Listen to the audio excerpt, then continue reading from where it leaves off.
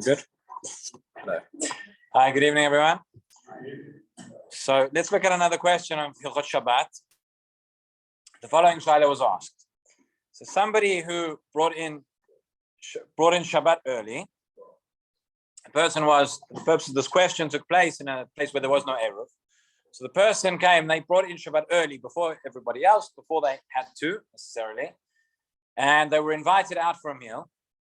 They wanted to bring a gift to the home of the host where they were going. But as I said, there was no Eruv in this place. And they've realized, they've only remembered now, it was after they've already davened Maariv, there's no way they can bring this gift to the home of the host.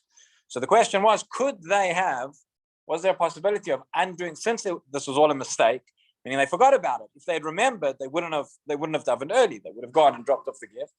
Could they sort of undo their early Kabbalat Shabbat? Don't worry, we'll get there. Could they say that this is a Kabbalat Shabbat b'ta'ut, by mistake, and then they'll go back, they'll drop off the gift, and then daven Maariv again, and then once again accept Shabbat. So people are rolling their eyes, raising their hands, saying, what are you talking about? Of course you can't.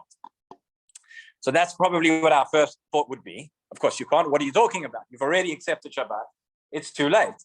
And I'll just make clear, we're talking about, the question is obviously when it's still before Shkia, right? If we're after Shkia, then there's no question at all. No mistake. It has to be Shabbat. But we do find that there's a concept brought in the Gemara, brought down in the Shulchan Aruch of Kabbalat Shabbat b'ta'ut, where a person makes a mistake, or where a tzibur makes a mistake, where they bring in Shabbat early, and had they known something which they didn't know at the time, they wouldn't have brought in Shabbat, and therefore it's called Kabbalat Shabbat b'ta'ut. And well, we'll see what happens. So this is the Gemara in Brachot Daf Kaf Zayin, but the Shulchan Aruch brings us in Siman Reish Samech Gimel in Orach Chaim. Siman Reish Samech Gimel is all about Hadlakat Nerot. The name of the Siman, very interesting. The name of the Siman is Mi V'mi Ma'amad Likin. Who are the people that are obligated to light candles for Shabbat? Not just that. Ve'im ta'u b'yom ha'meunan. And if they made a mistake on a cloudy day, what is the halacha going to be? So we need to go towards the end of the Siman, see if you're Dalet, and the Shulchan Aruch tells us the following. This is the case based on the Gemara. It says, this was in the days before they had watches. Right? What did people do before they had watches? They made mistakes. That's the answer. And we find many places where sometimes we take this to the other extreme. I think I've mentioned before, there was a shul I used to daven in where they had a piece of paper on the stender where the chazan would daven, saying all the different parts of davening, for the next minyan, Yishtabach, Kriyat Shema, whatever it was, to the minute and to the second when the Chazan had to reach that part in Tefillah. Right? Not sure that that's exactly what Chazal had in mind when they defined for us the different times, the Zmanei Tefillah. But we have different cases. For example, Erev Pesach, right? When it comes to Sof Zman of B'dikat Chametz, or Sof Zman Achilat Chametz, and Sof Zman Hanaat Chametz, that things are brought forward by an extra hour or an extra 2 hours. The Gemara discusses because we take extra precaution because we're worried about Yom HaMe'unan. You might get confused. You might think, if you don't have a watch and you don't know what the time is, you might think that it's later or that it's earlier than it actually is. And therefore, some of these manim were enacted in such a way. But says the Shulchan Aruch over here in Reish Samach Gimel Sif Yud Daled, in B'yom HaMe'unan ta'ut tzibur v'chashvu shechashecha. Right, so it was a cloudy day, and the tzibur made a mistake. Now, again, over here, we're talking about at the moment an entire tzibur, an entire community. We'll see if the individual is different. But they made a mistake, and they thought that it was getting dark. They thought it was because it was cloudy. Every detail here is important. They lit their candles, and they davened Maariv of Shabbat.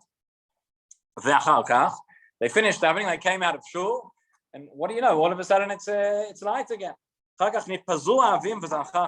clouds went away, the sun came out, and they realized, no, we thought it was dark, it was getting close to nightfall. Actually, it was just cloudy. So now it's much earlier than they thought. So says the Shulchan Aruch, this is the following. This is the halacha. They don't need to go back and daven Maariv. That's tremendous chiddush.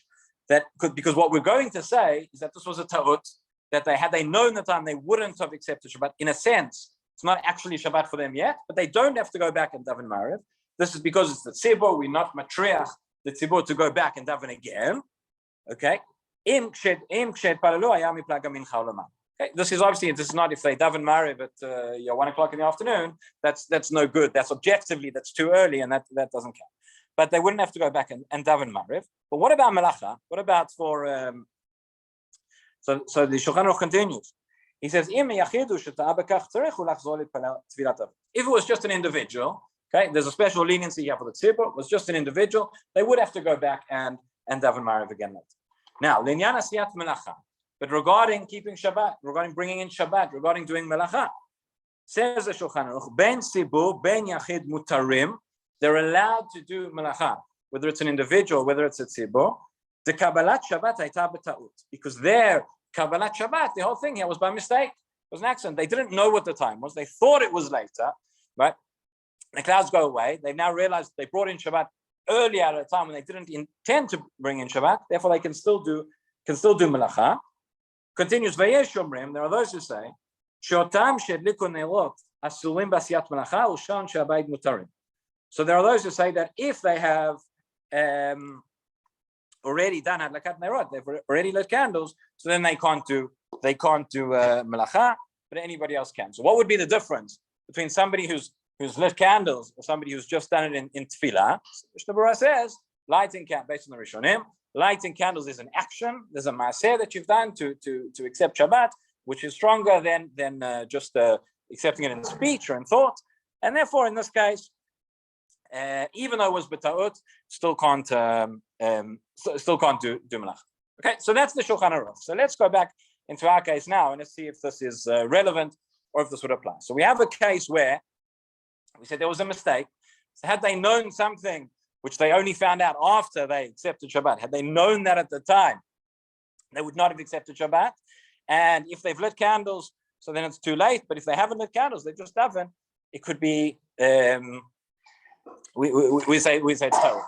So seemingly, you could say, first thought, our case, this individual, if they haven't lit candles, they've just gone and davened, so it's an individual, so you'd have to go back and daven again. But maybe you could say it's a ta'ut, it was by mistake, he didn't know, he didn't realize, and therefore they didn't intend to actually accept Shabbat then. That's the first thought, havamin. So two problems with that. Problem number one is, we see the Shulchan Aruch says that this idea of Kabbalat Shabbat b'ta'ut depends on whether they've done, whether one has lit candles. He says if you haven't lit candles, you've just davened, you could still go back and do melacha. Other achronim come here and say no. Say even if you've just davened and just that, the Mishnah Berurah brings that even if you haven't lit candles, but the tzibur is davened together and said Maariv, that counts as Kabbalat Shabbat. They would not be able to do melacha. What? Saying that you don't have to repeat Maariv, you're going to Shitala after Plavin is already nightfall. So it's part of the Satra that you say you can still do work if you've accepted nightfall be after Plavin. Right, there is a certain contradiction here, meaning there is a ta'ut. So the chiddush is, the greater chiddush is the fact that the tzibur doesn't have to go back to daven Maariv, right? But we're saying in such a case, that's why one of the reasons the achronim say. So there are achronim say even that the tzibur that doesn't have to go back and daven Maariv. We'll accept that. Then we'll accept that also that they can't do melacha. That is one opinion that's brought. The Biur Halacha as well brings the Gra, who says, you know what the difference is between doing melacha, between lighting the candle or tefillah. It's not that one's in maaseh and one's in machshava. It's got to do with the fact that have you actively gone and said that you are accepting Shabbat? Sometimes people just daven, they come together, daven Maariv. Okay, it's a tefillah of Shabbat, but there was no conscious, accepting Shabbat upon themselves. He says, if you come along and when you say Mizmor Shir Yom Shabbat, and a person does that and intends to accept Shabbat upon themselves, that would be the same, says the Gra, that's the same as lighting candles, and therefore it's too late. You can no longer claim, pull the card of Ta'ut. After that, you've accepted it on yourself, and that's Shabbat. So that's one thing that's brought in the Achronim. There's something else which we can say, which is the entire case of the Shulchan Aruch and of the Gemara was, why was it a ta'ut? It was a ta'ut because there was an objective fact, there was an objective reality which people didn't know, which they made a mistake. They thought that it was getting dark, and the clouds had come and covered up the sky. They thought it was getting dark. Now they found out. Actually, they were wrong. They were mistaken about something, and therefore we can say that is a ta'ut. But if one person subjectively, has a personal preference, I wanted to do something before Shabbat, right? I forgot to do that. It's not that there's any information that I made a mistake about. There's something that happened that I thought objectively was something else. I had a personal preference. I wanted to give my gift. I forgot. It's my fault that I forgot to take my gift. To say now that's a ta'ut on the whole on the Kabbalat Shabbat, that essentially is the question. So there's one more source, very interesting source, which is not an Hilchot Shabbat, which is related to this question, which maybe we can extrapolate. And that is the Taz in Siman Taf Reish in Hilchot Rosh Hashanah.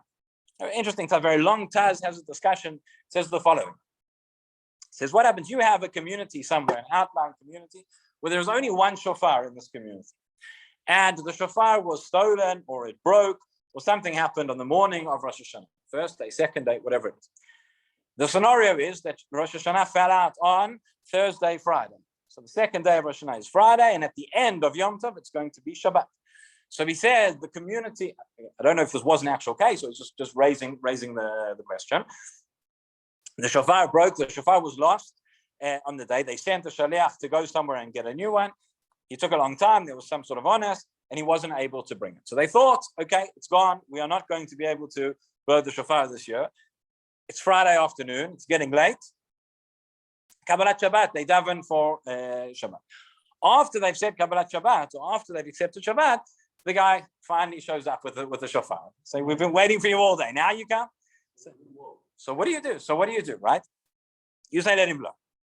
Okay. So first of all, we know that the Mishnah tells us explicitly that you can't be over on an Isur, even Isur Drabanan, in order to fulfill the mitzvah of shofar. So you can't, if you need to climb up a tree to go and get a shofar, you're not allowed to do that.